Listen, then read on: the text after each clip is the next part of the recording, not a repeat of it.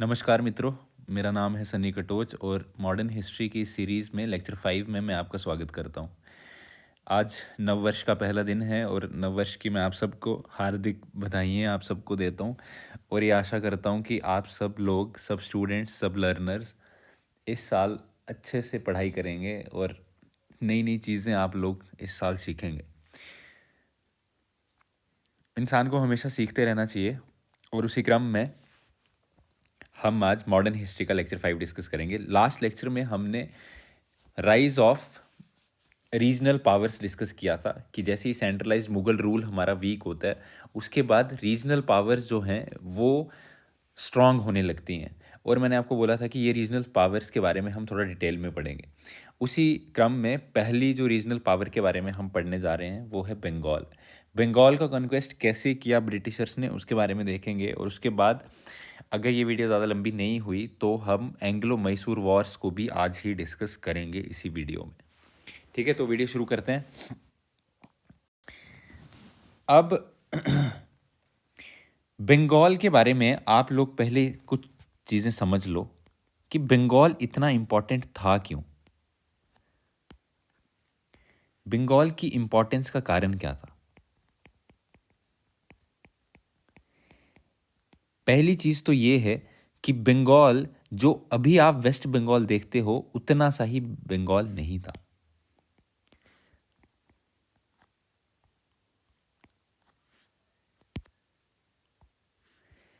तो उस बंगाल में west Bengal plus Orissa plus Bihar plus Assam plus Bangladesh, ये सब एरिया जो है बंगाल में आता था। और बंगाल की इम्पोर्टेंस समझने के लिए आप ये समझो कि ब्रिटिशर्स एशिया से, अगर ये आपका एशिया है, अब एशिया से ब्रिटिशर्स गुड्स का इंपोर्ट करते थे।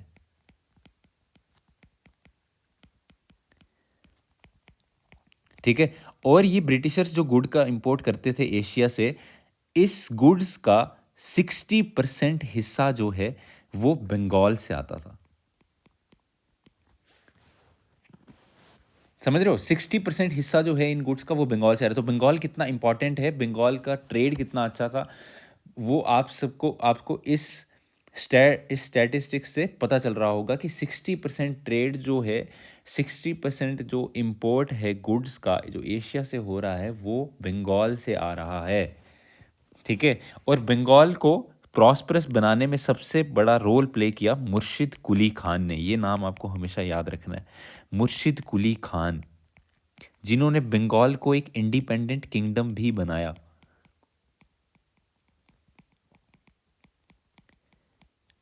ठीक है, अभी मुर्शिद कुली खान जो है 1727 तक बंगाल के गवर्नर हुआ करते थे, दीवान ऑफ बंगाल। ठीक है, इन्होंने बंगाल को कैसे प्रॉस्परस बनाया? इन्होंने बंगाल में तकावी लोन्स इशू किए थे। इसके ऊपर क्वेश्चन काफी बार पूछा जा चुका है। तकावी लोन्स जो हैं, जो चीप एग्रीकल्चरल लोन्स दिए जाते हैं, एग्रीकल्चरल सेक्टर में जो चीप लोन्स दिए जाते हैं वो लोन्स ये दिए, तो एग्रीकल्चर को इम्प्रूव करने के लिए इन्होंने काफ़ी काम किया था। ठीक है, एग्रीकल्चर को काफ़ी इम्प्रूव किया था। अब बंगाल की कहानी आपको थोड़ी बहुत समझ आ रही है। ठीक है, कि बंगाल में एग्रीकल्चर अच्छा था तो इसकी वजह से वहाँ पे ट्रेड अच्छा था। ठीक है, वहाँ पे रिच मर्चेंट्स रहते थे, जिसकी वजह से वो जो स्टेट थी काफ़ी फ्लरिशिंग स्टेट थी, काफ़ी रिच स्टेट हुआ करती थी उस टाइम पे। अब बंगाल में पॉलिटिकल प्रॉब्लम हम डिस्कस करेंगे और देखेंगे कि ब्रिटिशर्स ने कैसे यहाँ पे इंटरफेरेंस करना स्टार्ट किया। तो आप ये समझो कि जब तक बंगाल में स्ट्रांग रूलर्स थे तब तक तो ब्रिटिशर्स ने कोई हस्तक्षेप नहीं किया। ठीक है, मुर्शिद कुली खान का रूल रहा पहले,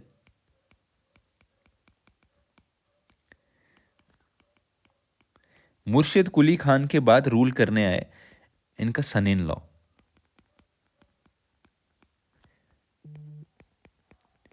शुजाउद्दीन। ठीक है, शुजाउद्दीन के बाद मुर्शिद कुली खान का जो बेटा है सन, वो रूल करने आया जिसका नाम था सरफराज खान।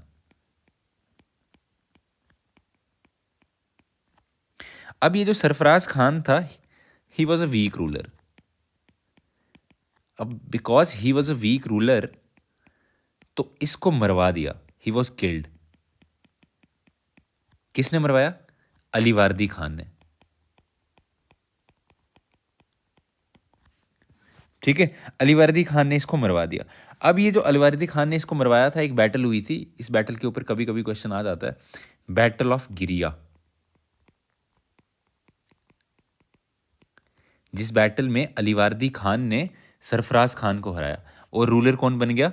अलीवर्दी खान। और अलीवर्दी खान बहुत एबल रूलर था, he was the ablest ruler. ठीक है, he was a competent ruler, तो अच्छा रूलर था अलीवर्दी खान। अलीवर्दी खान ने रूल किया 1741 से 1756 तक, और इसके रूल के टाइम काफ़ी शांति बंगाल में बनी रही। ठीक है, अब इस टाइम में 1741 से 1756 के बीच में इंडिया में जो रीजनल पावर्स का राइज हो रहा था, उनमें सबसे पावरफुल जो स्टेट थी वो थी मराठास। तो मराठास का इस टाइम पे सबको खौफ हुआ करता था, और मराठास का खौफ बंगाल में भी था। पर अलीवर्दी खान इतना चालाक था कि अलीवर्दी खान ने मराठास के साथ एक डील साइन की,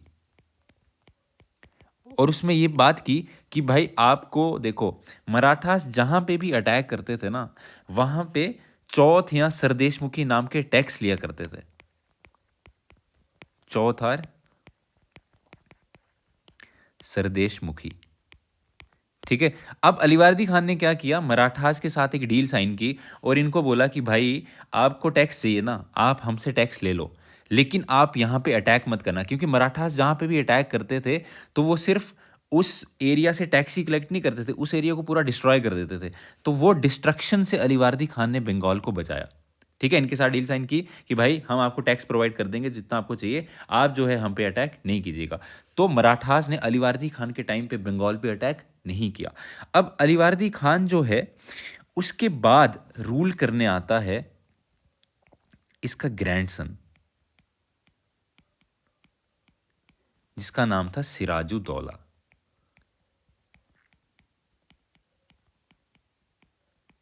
अब सिराजुद्दौला के बारे में आपने चीज़ें सुनी होंगी, क्यों?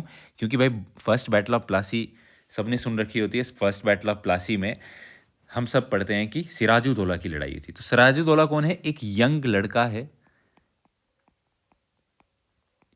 जो किंग बन गया। ठीक है, एक यंग लड़का है जो किंग बन गया। अब ये जो यंग लड़का किंग बनता है, इसके सामने काफ़ी प्रॉब्लम्स हैं। ठीक है, एज में काफ़ी बड़ा नहीं है, टीन एजर है ये। अब इसको क्या क्या चीज़ें फेस करनी पड़ती हैं? एक इसका कज़न होता है, ठीक है, जिसका नाम होता है शौकत जंग।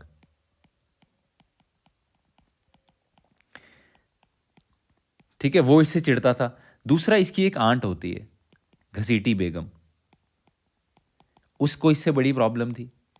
अच्छा, एक चीज़ मैं आपको बताना भूल गया कि बंगाल के जितना भी ये रॉयल घराना था, बंगाल का जो कोर्ट हुआ करता था नवाब का, वहाँ पे जो यहाँ के रिच मर्चेंट्स थे उनका वर्चस्व काफ़ी देखने को मिलता था, क्योंकि बंगाल एक रिच स्टेट थी।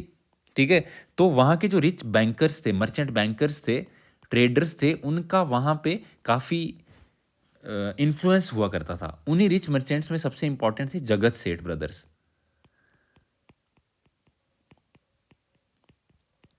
ठीक है, तो ये जो जगत सेठ ब्रदर्स थे, इनका काफ़ी इन्फ्लुएंस बंगाल के कोर्ट में देखने को मिलता था। अब जब ये यंग नवाब बना, सिराजुद्दौला जब नवाब बना, तो ये जो जगत सेठ है, ओमी चंद हैं, ये लोग भी नहीं इसको पसंद कर रहे हैं।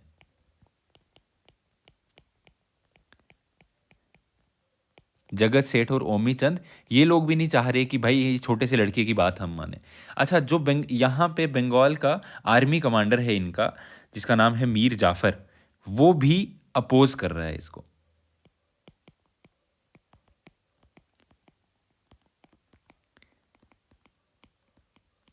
तो सिराजुद्दौला के सामने चार बड़ी प्रॉब्लम्स हैं। एक तो इसका कजन शौकत जंग, ठीक है, दूसरी इसकी जो आंटी है घसीटी बेगम, ठीक है, उसको भी इससे प्रॉब्लम है। तीसरा, जो आर्मी का कमांडर है मीर जाफर, वो भी रेबल हो रहा है। और जगत सेठ और ओमी चंद, जिनका काफ़ी इन्फ्लुएंस है इनके कोर्ट के ऊपर, वो भी इसकी बात नहीं मान रहे। क्यों नहीं मान रहे, ये सब प्रॉब्लम क्यों आ रही है? क्योंकि भाई अली वर्दी खान जब उसकी डेथ हुई तो ये जो सिराजुद्दौला है काफ़ी छोटा था, ठीक है। अब ये छोटा सा लड़का है और जवान आदमी है, गर्म खून है, ठीक है, तो अपनी बातें बनवाना चाहता है। और ये लोग जो हैं, एक्सपीरियंस्ड लोग हैं, ये चाहते हैं कि हम इस छोटे से लड़के की बात क्यों माने भाई, ठीक है। तो सिंपल वहाँ पे ईगो क्लैशेस होने की वजह से ये सब प्रॉब्लम्स इसको फेस करनी पड़ती है, ठीक है। अब इन्हीं सब प्रॉब्लम्स के बीच में एक और प्रॉब्लम हमें देखने को मिलती है कि जो ब्रिटिशर्स हैं वो क्या करते हैं। ब्रिटिशर्स की बंगाल में एक सेटलमेंट होती है, एक फैक्ट्री होती है। ये उस फैक्ट्री को फोर्टिफाई करना शुरू कर देते हैं, फोर्टिफिकेशन उसकी शुरू कर देते हैं। फोर्टिफिकेशन मतलब उसकी किलाबंदी करना शुरू कर देते हैं। फोर्टिफिकेशन का क्या मतलब है कि अगर मान लो यहाँ पे ब्रिटिशर्स की फैक्ट्री के नाम पे उस टाइम पे गोदाम्स हुआ करते थे जहाँ पे रॉ मटेरियल्स को इकट्ठा करके रखते थे, ठीक है। तो इसके चारों तरफ एक दीवार बनाना स्टार्ट कर देते हैं ब्रिटिशर्स, ठीक है। और ये जो फोर्टिफिकेशन है ये बिना नवाब की परमिशन के करते हैं, ये विदाउट द परमिशन ऑफ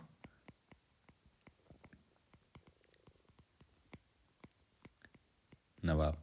अब नवाब को जब ये चीज़ का पता चलता है तो नवाब काफ़ी नाराज़ होता है इनसे कि भाई आपकी इतनी हिम्मत कैसे हो गई कि आपने हमारी ही इधर सल्तनत में हमसे बिना पूछे अपनी फैक्ट्री को फोर्टिफाई कर रहे हो, ठीक है। और यहाँ पे सिराजुद्दौला क्या करता है, 146 ब्रिटिशर्स को एक छोटे से कमरे में बंद कर देता है, ठीक है। और जिसमें से 123 ब्रिटिशर्स मारे जाते हैं। इसको हमने नाम दिया ब्लैक होल ट्रेजेडी। इसको हिस्ट्री में ब्लैक होल ट्रेजेडी के नाम से जाना जाता है, ठीक है। और इसी की रिटेलिएशन में बैटल ऑफ प्लासी होती है।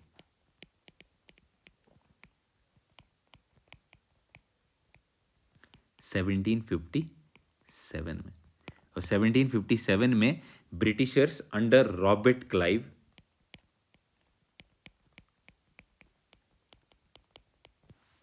अटैक कर देते हैं सिराजुद्दौला पे। अच्छा, ब्रिटिशर्स ऐसे अटैक नहीं कर देते हैं। ब्रिटिशर रॉबर्ट क्लाइव बड़ा चालाक होता है। रॉबर्ट क्लाइव क्या करता है, सबसे पहले एक सीक्रेट अलायंस बनाता है। किसके साथ? मीर जाफर के साथ और जगत सेठ के साथ। तो ये सीक्रेट अलायंस बनाता है। और सीक्रेट अलायंस, मीर जाफर कौन है? सिराजुद्दौला का मिलिट्री कमांडर। अब मिलिट्री कमांडर ही ब्रिटिशर्स के साथ जाके मिल गया, ठीक है। तो आधी से ज़्यादा मिलिट्री जो है वो तो जंग में लड़ी ही नहीं सिराजुद्दौला के साथ, वो ब्रिटिशर्स के साथ पहले से मिले हुए थे। ओमी चंद और जगत सेठ पहले से ब्रिटिशर्स के साथ मिले हुए थे। तो काफ़ी लोग जो सिराजुद्दौला के थे वो पहले ही ब्रिटिशर्स के साथ मिल गए। और जब ये बैटल होती है तो इस बैटल में सिराजुद्दौला को मार दिया जाता है, ठीक है। He was killed in this battle, ठीक है। अब सिराजुद्दौला का मरना और बैटल ऑफ प्लासी ब्रिटिशर्स का जीतना, इसका बहुत बड़ा सिग्निफिकेंस है। सिग्निफिकेंस क्यों है? क्योंकि भाई एक ब्रिटिश आर्मी थोड़ी सी होती है यहाँ पे, ठीक है। और एक ब्रिटिश आर्मी को ब्रिटिशर्स को एक चीज़ समझ में आना लग गई कि भाई जो इंडियंस हैं, इंडियंस के अंदर फूट डाल के हम इनको आराम से जीत सकते हैं, ठीक है। सिराजुद्दौला के खिलाफ ही उसके कमांडर को करके, जगत सेठ ओमी चंद को अपनी साइड करके हम अगर बड़े आसानी से इंडियंस को हरा सकते हैं। ये चीज़ ब्रिटिशर्स को समझ आना स्टार्ट हो गई, ठीक है। तो बैटल ऑफ प्लासी हुई। बैटल ऑफ प्लासी के बाद नेक्स्ट नवाब जो है वो मीर जाफर को बनाया गया। पर मीर जाफर जो है ये एक पपेट रूलर की तरह था, ठीक है। पपेट रूलर की तरह होगा भाई। ब्रिटिशर्स ने अपनी हेल्प से बनाया है तो उन्हीं के कंट्रोल में रहेगा, उन्हीं की चीज़ें करेगा, जैसा वो बोलेंगे वैसा करेगा। इसीलिए मीर जाफर को कभी कभी क्या बोला जाता है, जैक ऑफ क्लाइव भी बोला जाता है, ठीक है। जैक ऑफ क्लाइव क्यों बोला जाता है? क्यों भाई? रॉबर्ट क्लाइव के इशारों पे नाच रहे हैं, इसीलिए मीर जाफर को जैक ऑफ क्लाइव बोला जाता है, ठीक है। अब मीर जाफर का एक सन इन लॉ होता है, जिसका नाम होता है मीर कासिम। अब ये जो मीर कासिम है, यहाँ से कहानी और ज़्यादा इंटरेस्टिंग हो जाती है। ये जो मीर कासिम है, ये क्या करता है, 1760 में एक ट्रीटी साइन करता है ब्रिटिशर्स के साथ।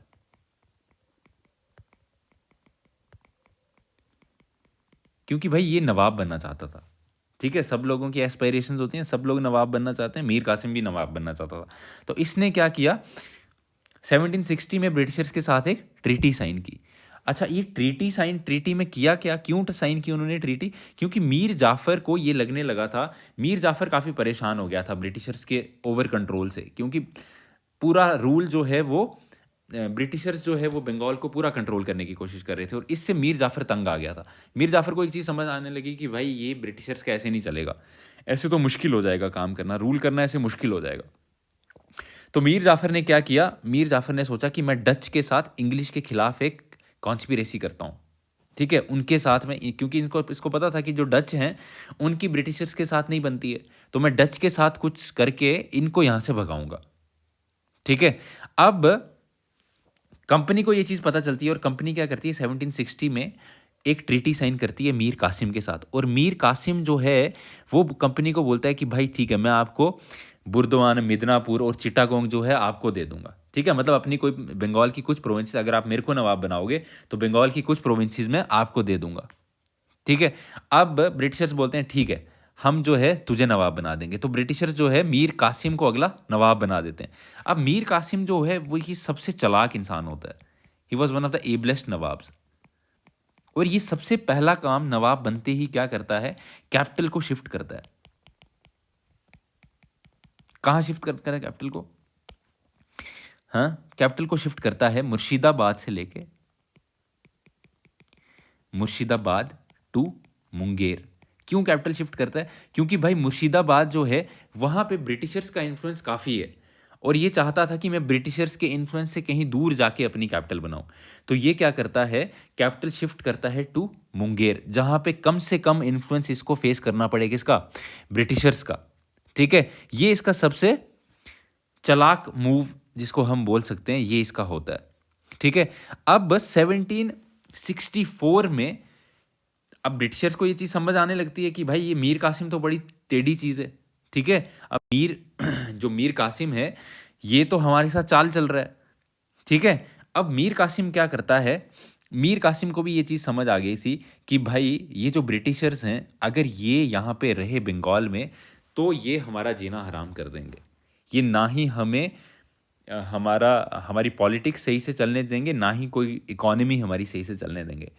तो 1764 आते आते मीर कासिम को ये चीज़ समझ में आना शुरू हो गई। ठीक है, तो मीर कासिम ने क्या किया, मीर कासिम ने सोचा कि मैं जो है इनको हराने के लिए एक अलाइंस बनाता हूँ, और इसने सोचा कि यही टाइम है जो इंडिया के बाकी किंग्स हैं उनका साथ लेने का। ठीक है, इस टाइम पे दिल्ली में मुगल एम्परर जो है वो हुआ करता था Shah Alam two. Mughal emperor Shah Alam two. और जो बंगाल के साथ बिल्कुल एडजेसेंट स्टेट थी अवध, अवध का नवाब हुआ करता था शुजाऊ दौला। ठीक है, तो मीर कासिम ने मुगल एम्परर और शुजाऊ दौला के साथ मिलकर एक अलायंस बनाया। किसके खिलाफ ये अलायंस बनाया? ब्रिटिशर्स के खिलाफ ये अलायंस बनाया। ठीक है, ब्रिटिशर्स के साथ ये अलायंस बनाया, और ब्रिटिशर्स को यहां पे लीड कर रहे थे मेजर हेक्टर मुनरो।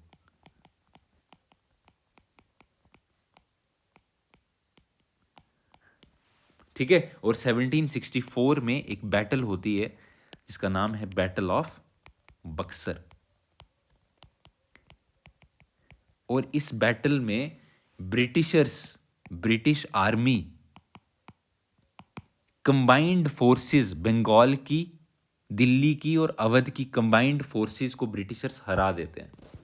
और ये बहुत बड़ा एक शॉकर होता है इंडियन रूलर्स के लिए कि भाई ब्रिटिशर्स की एक छोटी सी आर्मी मुगल एम्परर को, अवध के नवाब को और मीर कासिम को सबको हरा गई। ठीक है।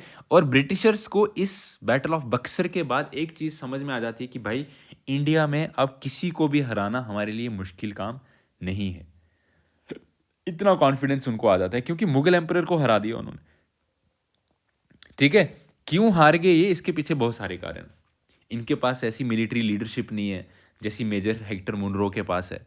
ठीक है। इनकी आर्मी जो है ज़्यादा ट्रेंड है, वेल ट्रेंड आर्मी ब्रिटिशर्स के पास है। इनके पास जो आर्मी है वो इतनी ट्रेंड नहीं है। दूसरा, यहाँ पे तो ब्रिटिशर्स की जो आर्मी है वो एक यूनिफाइड कमांड में चल रही है कि भाई एक बंदे की कमांड हमें सुननी है। वहाँ पे जो लीडर्स हैं वो अलग अलग है। मीर कासिम अलग से लीडर है, दिल्ली का रूलर जो है वो शाह आलम है, अवध का शुजाउद दौला है। तो एक कोई एक समझ रहे हो, एक लीडर नहीं है जिसकी बात सबको माननी है। ठीक है। और कोई वॉर्स की ज़्यादा बैटल्स की कोई प्रैक्टिस नहीं है इन लोगों को, अवध के मुगल एम्परर को या फिर मीर कासिम को। और वहाँ पे जो ब्रिटिश आर्मी है वो 1740 से कार्नेटिक वॉर्स लड़ रही है, तो वो काफ़ी एक्सपीरियंस्ड हो चुके हैं वॉर्स लड़ने में, बैटल्स लड़ने में। ठीक है। इन सब रीजंस की वजह से ये जो 3 किंग्स हैं इंडिया के, ये हार जाते हैं। ठीक है। और जैसे ही ये हारते हैं तो एक ट्रीटी साइन होती है जिसका नाम है ट्रीटी ऑफ अलाहाबाद। ठीक है। और ये ट्रीटी साइन होती है 1765 में। ये बहुत इंपॉर्टेंट ट्रीटी है। इस ट्रीटी में एक तो सबसे इंपॉर्टेंट चीज़ जो आपको याद रखनी है वो ये याद रखनी है कि जो मुगल एम्परर है वो एक फरमान इशू करता है,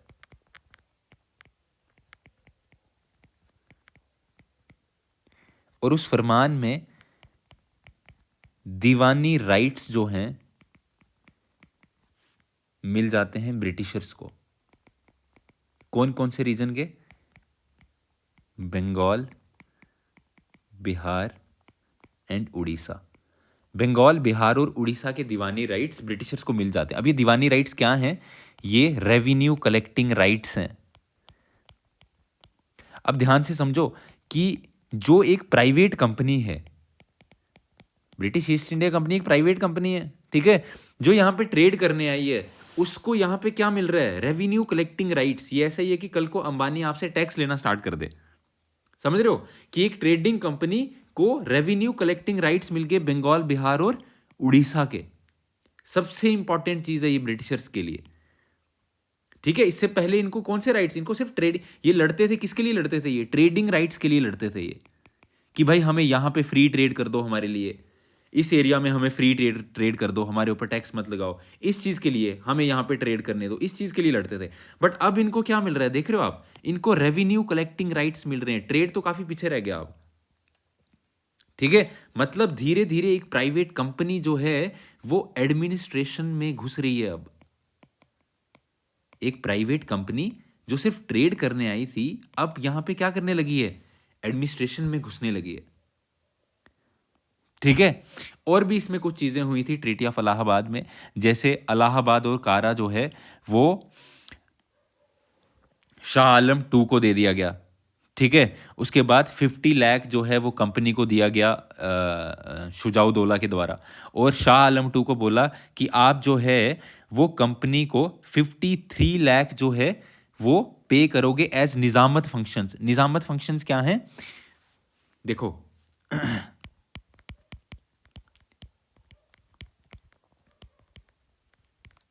निजामत फंक्शंस होते हैं मिलिट्री एंड जुडिशियल फंक्शंस।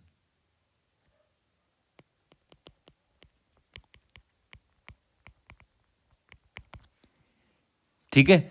अब कंपनी ने बोला कि हम जो हैं ये सब एरिया की, बंगाल, बिहार और उड़ीसा की, इस सब एरिया का निजामत भी खुद संभालेंगे। यहाँ के मिलिट्री चीज़ें, जुडिशियल चीज़ें हम खुद संभालेंगे, और उसके बदले में हम आपसे 53 लाख रुपीस लेंगे। ठीक है। और ये जो दीवानी राइट्स इनको मिले, इस दीवानी राइट्स के बदले ब्रिटिशर्स ने बोला कि ये दीवानी राइट्स आपने हमें दे दिए, इस दीवानी राइट्स के बदले हम आपके साल को ना 26 लाख रुपए पे करेंगे। कितना पे करेंगे? 26 लाख रुपए। और यहां पे क्या बोला कि भाई इस एरिया का निजामत मेंटेन करने के लिए, यहां पे मिलिट्री और जुडिशियल फंक्शंस को मेंटेन करने के लिए हम आपसे 53 लाख रुपीस लेंगे। कितने लेंगे? समझ रहे हो? एक जगह 26 लाख देने की बात कर रहे हैं, ठीक है, क्योंकि दीवानी राइट्स मिल गए, ठीक है, दीवानी राइट्स में रेवेन्यू कलेक्ट करेंगे, रेवेन्यू कलेक्शन में से कुछ हिस्सा जो है किसको देंगे, किंग को देंगे। कितना देंगे? 26 लाख। और वहां से किंग से उस एरिया की जुडिशियल फंक्शंस और मिलिट्री फंक्शंस, पुलिसिंग को मेंटेन करने के लिए 53 लाख रहेंगे, ठीक है। और इसके बाद बंगाल में चलता है ड्यूल गवर्नमेंट। अब ये ड्यूल गवर्नमेंट क्या है? ड्यूल गवर्नमेंट बंगाल में रॉबर्ट क्लाइव के अंडर चलती है। ड्यूल गवर्नमेंट क्या है कि दोनों दीवानी राइट्स मिल गए, ठीक है। दीवानी राइट्स मतलब revenue collecting, revenue collection rights भी किसके पास है? ब्रिटिशर्स के पास है। और दूसरा निजामत राइट्स भी किसके पास है? ब्रिटिशर्स के पास है, ठीक है। दीवानी राइट्स के बदले में 26 लाख पे कर रहे हैं ये किसको? एम्परर को। और निजामत के बदले में 53 लाख उनसे वापस ले रहे हैं। तो फायदा किसका है? ऑब्वियसली ब्रिटिशर्स का फायदा है यार, ठीक है। अब जब ये दीवानी राइट्स मेंटेन करने के लिए इन्होंने एक पोस्ट बनाई थी दीवान की, ठीक है। और निजामत राइट्स के लिए इन्होंने एक पोस्ट बनाई थी डेप्यूटी सूबेदार की,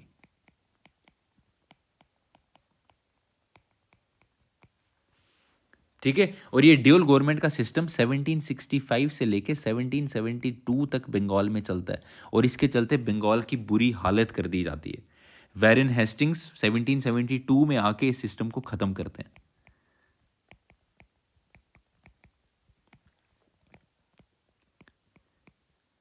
एंडेड दिस सिस्टम इन 1772, क्योंकि बंगाल की हालत इतनी खराब, इम्पोवरिशमेंट वहाँ पे आ चुकी होती है, अकाल पड़ जाता है, बहुत बुरी हालत वहाँ पे लोगों की हो जाती है। जो एक रिच स्टेट, जब हमने अभी बंगाल पढ़ना जब स्टार्ट किया था तो मैंने आपको बोला था कि Bengal one of the richest states थी इंडिया में, वो one of the poorest state India की हो जाती है 1772 आते आते। इतनी बुरी हालत बंगाल की ब्रिटिशर्स करते हैं, ठीक है। तो आज की इस वीडियो में इतना ही करते हैं। कॉन्क्वेस्ट ऑफ बंगाल में हमने जो जो चीज़ें पढ़ी वो सब मैंने आपसे डिस्कस कर ली। और नेक्स्ट वीडियो में हम एंग्लो मैसूर वॉर्स और एंग्लो मराठा वॉर्स को डिस्कस करेंगे, ठीक है। Thank you.